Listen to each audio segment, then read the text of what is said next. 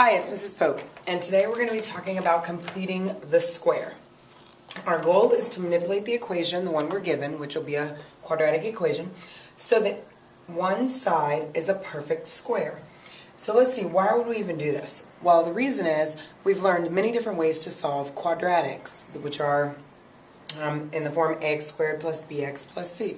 So these are the parabolas. When you graph them, we've learned many ways to solve them. But sometimes, maybe graphing is one that we've done already. Graphing doesn't always work because you may not be able to find the exact solution. Factoring, you may not be able to factor it because you may not be able to find two factors that work out. But completing the square, all quadratics can be solved this way. So no matter what, you can always use this method. It's short, simple, and let's just get right to it. So example 1, before we solve the problems, I want to show you how to do completing the square.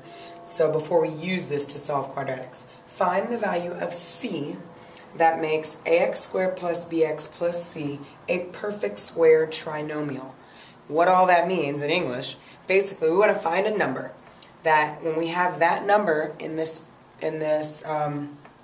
our example here, if we factor it, it would be like x plus 4, x plus 4. It would be the same thing, or x minus 8, x minus 8. So that's what it means to be a perfect square trinomial. It's the same thing twice. Let's just show you. So here our first example, x squared plus 16x plus c. The way we're trying to find c so that if I factor this, it'll be a perfect square trinomial. So the first step is to take half of b. So of course we can label a as 1, b as 16, c we don't know. That's what we're looking for. So the first thing is you take half of b. So half of b is 8.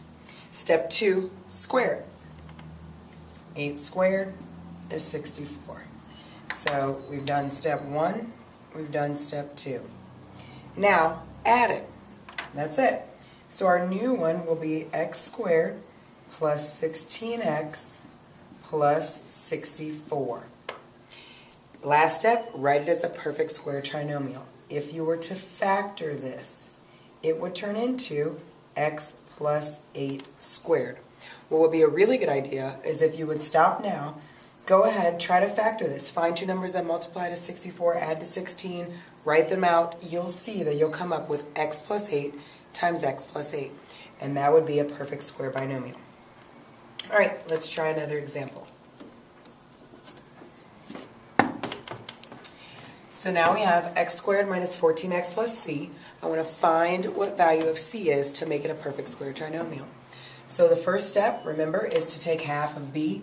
So take negative 14, divide that by 2, and you'll get negative 7. Then we're going to square it. Negative 7 squared is going to be 49. Now add it. That's it.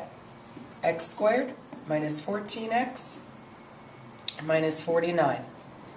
That's the perfect square trinomial. That's c. If you wanted to take it one step further, what would this factor into? Well, it's going to be x minus 7. And you should see a pattern here with this perfect square binomial. Okay, example 2. Now we're going to use this to solve. So we want to solve by completing the square.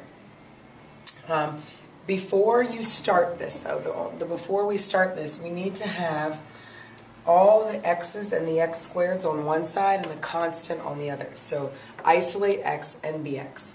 So that means keep all your x's on the left, constant on the right. So the first thing I want to do here is add 11 to both sides.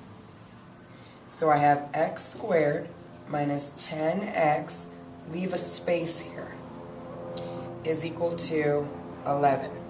And you'll see why I left a space here in a moment. So now we can do our steps. Step 1, half of b. So negative 10, half of that, negative 5. Square negative 5, 25. This is what we're going to do, but notice here we have to add it to both sides. So we're going to add 25, add 25, and now we can factor this to x minus 5 squared. And if you noticed, have you noticed yet that this is always half of b? This is always half of b. I'm sure some of you caught that already. Is equal to 36. Now let's solve. We're trying to solve for x, so let's take the square root of both sides. So x minus 5 is going to be equal to plus or minus 6. Because I don't know if it's positive or negative 6, I need to say plus or minus 6. And then we would add 5. So x is equal to positive 6 plus 5, which would be 11, or x is equal to negative 6 plus 5, which would be negative 1. Did I say that right? Add 5. 6, positive 6, and 5 is 11. Negative 6 plus 5 is going to be, that's right. So those are our two answers. The way we would write them, squiggly brackets, negative 1 and 11. All right. We only have one more example.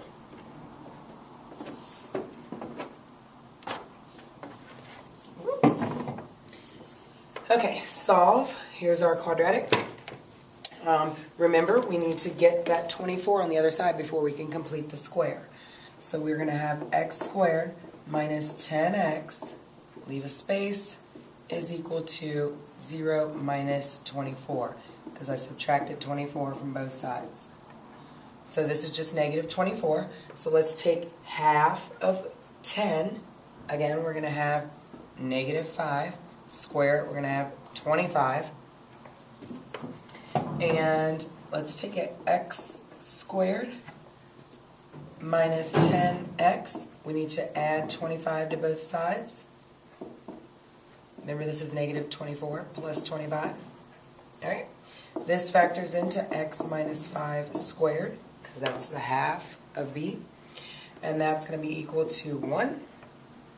And if we go ahead and, let's see, oh, negative 24. Yeah, negative 24 plus 25 is definitely 1.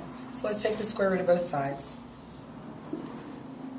X minus 5 is equal to plus or minus 1. Square root of 1 is 1. Add 5 to both. This means x is equal to positive 1 plus 5, which is 6, or x is equal to negative 1 plus 5, which is 4. So our answers, 4, 6. That is not a good bracket. Hopefully you did better than I did. All right. Thanks for watching, and remember, you are responsible for your own learning.